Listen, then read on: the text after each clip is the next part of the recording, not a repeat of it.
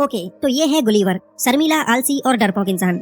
सुबह 7 बजे उठकर इसे जाना होता है अपने ऑफिस, क्योंकि न्यूयॉर्क सिटी की एक न्यूज़पेपर कंपनी में गुलिवर करता है जॉब, वो भी सिर्फ मेलिंग डिपार्टमेंट का हेड बनकर। अब एक दिन गुलिवर के ऑफिस में डैन क्विंट नाम का एक नया एम्प्लॉयर आता है, जिसकी गुलिवर से दोस्ती हो जाती है।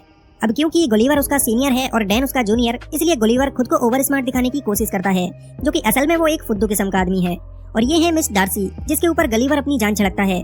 कई सालों से बेचारा डार्सी के साथ स्वयंवर रचाने के सपने देख रहा है, लेकिन दिल की बात जुबान तक लाने की हिम्मत कहाँ बेचारे में। अब एक दिन गुलिवर के पास डैन आता है एक नोटिस लेकर और उसे बताता है कि मेरा प्रमोशन हो चुका है, आज से मैं इस मेलिंग डिपार्टमेंट का हेड हूँ और अब से तुम मेरे जूनियर हो। ये जानने के बाद बेचारे गुलिवर को शौक लगता है, क्योंकि सालों से वो इस ऑफिस में रगड़ रहा है, लेकिन उसका तो कभी प्रमोशन नहीं हुआ और ये कल का लौंडा आते ही बाजी मार गया। गुलिवर का लटका हुआ चेहरा देख डैन उससे कहता है कि बेटा, तुम्हारे अंदर कोई कमी नहीं है, बस तुम हो एक फट्टू इंसान जो कभी अपने लिए कुछ भी नहीं बोल पाता, और इसीलिए आज तक डार्सी भी तुमसे दूर है। अगर ऐसा ही रहा तो वो जाएगी किसी और के साथ और तुम करना प्यार उसके बच्चों के साथ। अब क्योंकि डैन ने गुलिवर की हिम्मत को ललकारा था, इसलिए गुलिवर को आता है गुस्सा और वो पूरी हिम्मत के साथ जा पहुंचता है डार्सी के ऑफिस में।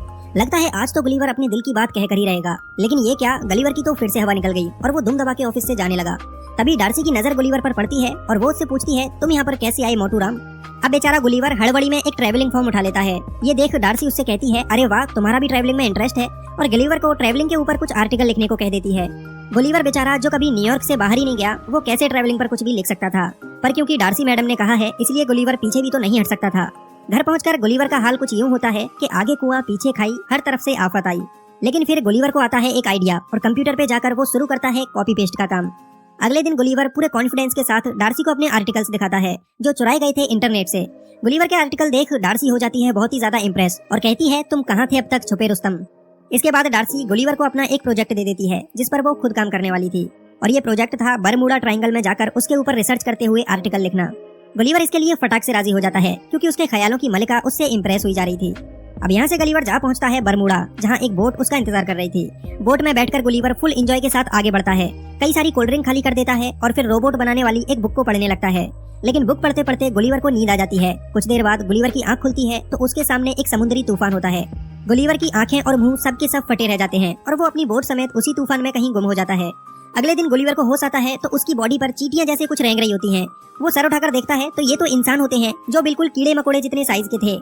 गुलिवर की पूरी बॉडी रस्सियों से बंधी हुई थी और उस नन्ही फौज का कैप्टन जनरल एडवर्ड गुलिवर को बताता है, तुम पर इल्जाम है कि तुमने हमारे जानी दुश्मन ब्लेफुसियन की मदद की है, इसलिए तुम्हें कैदी बनाकर हमारे बादशाह सलामत के पास पेश किया जाएगा। गुलिवर को कुछ भी समझ नहीं आता ये सब क्या है, और वो सारी रस्सियों को तोड़कर उठ खड़ा होता है। वो सोचता है कि वो कोई सपना देख रहा है और अपनी आंखें बंद कर लेता है।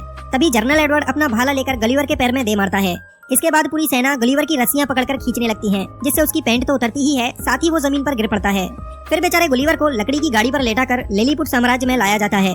उस राज्य के बच्चे औरतें सब गुलिवर को देखने के लिए इकट्ठा हो जाते हैं, क्योंकि उनके लिए तो गुलिवर एक राक्षस है। अब राक्षस गुलिवर को राजा के सामने पेश किया जाता है, जहाँ जनरल एडवर्ड राजा को बताता है कि ये राक्षस एक ब्लेफिशियन जासूस है, जो हमारे दुश्मन राज्य के साथ मिला हुआ है। गुलिवर उनसे कहता है,